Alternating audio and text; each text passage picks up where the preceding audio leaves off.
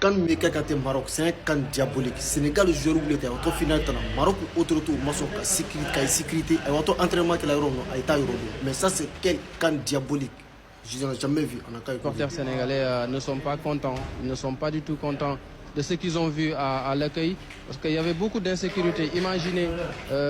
les joueurs sénégalais au milieu de plusieurs centaines de personnes. S'il y avait quelqu'un qui est mal intentionné et qui voulait faire mal à un des joueurs, il l'aurait réussi sans souci. Et le comité d'organisation locale n'a pas pris les dispositions idoines, le protocole de la CAF non plus, pour une équipe qui doit jouer une finale de Coupe d'Afrique dans 48 heures. C'est quand même assez inquiétant, mais c'est ça aussi les compétitions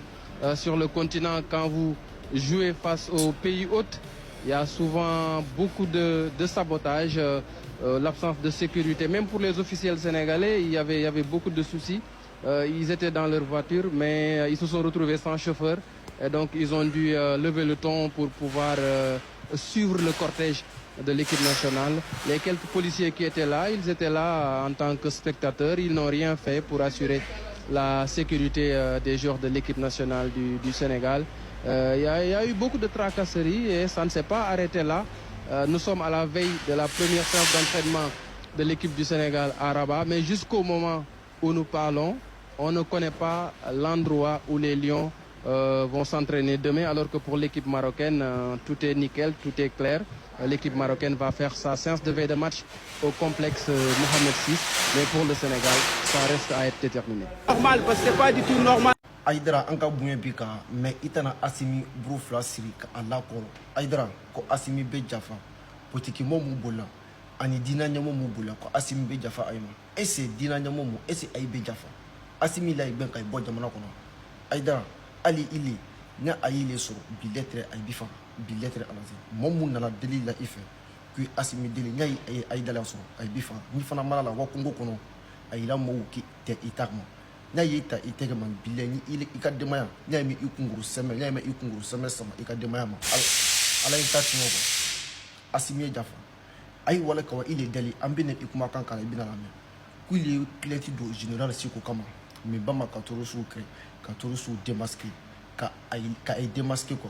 donc kili wul ka pleti do ile ko ki jafara ki te pleti do donc ay dara ibe nyina mais ikanyina abefi ka flexi anka sadi anka nyama tabu la ko bi lettre alazin aidra bu bi bunye ire bunye isiki i komi itanda don atumbake ko ika komi ndado sa ili aidra si ite maliku si fana bon no don bi ka fay ko bi le aidra ambi deli isembo komina isembo la bi isembo la sin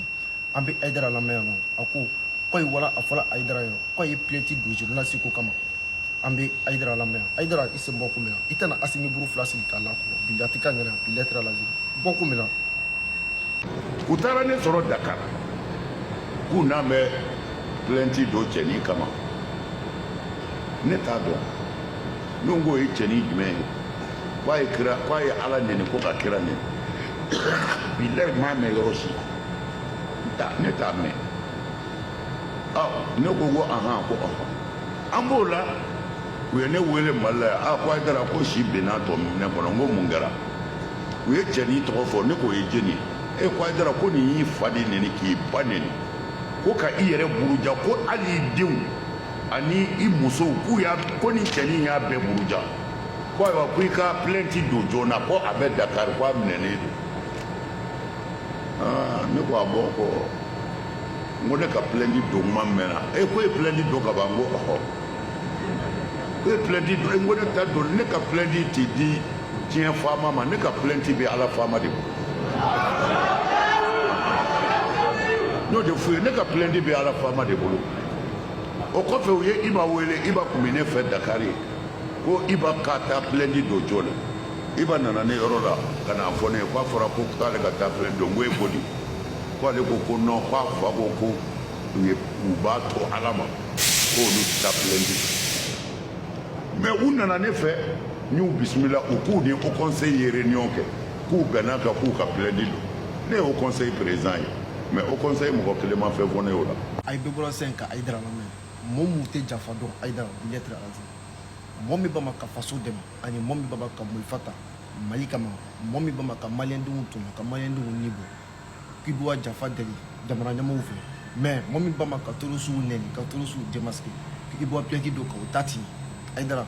mɔɔ min wani fɛ k'i ye Assimi mun deli n'a ye ili Aïdara sɔrɔ billet ay bi faga billetri alazi i tɛ mun dɔn ay la diinɛ tɛ kelen ye ay taabolo tɛ kelen ye tu i ka respect kɔnɔ Aïdara billetri i ni mun tɛ kelen ye mun tɛ diinɛ la Allahu akbar n'a mun y'i sɔrɔ Aïdara billet ay bi faga billetri alazi a tun b'a kɛ k'i le bɔ ni Aïdara mun tun tɛ janfa deli k'i ye billetri alazi i tɛ ko min ladɔn Aïdara i sen b'a la i sigi maliyɛnw ka bonya b'i kan jamana ɲɛmɔgɔw ka bonya b'i kan i sigi i sen bɔ kun i tɛ ko min ladɔn Aïdara i tɛ ko min ladɔn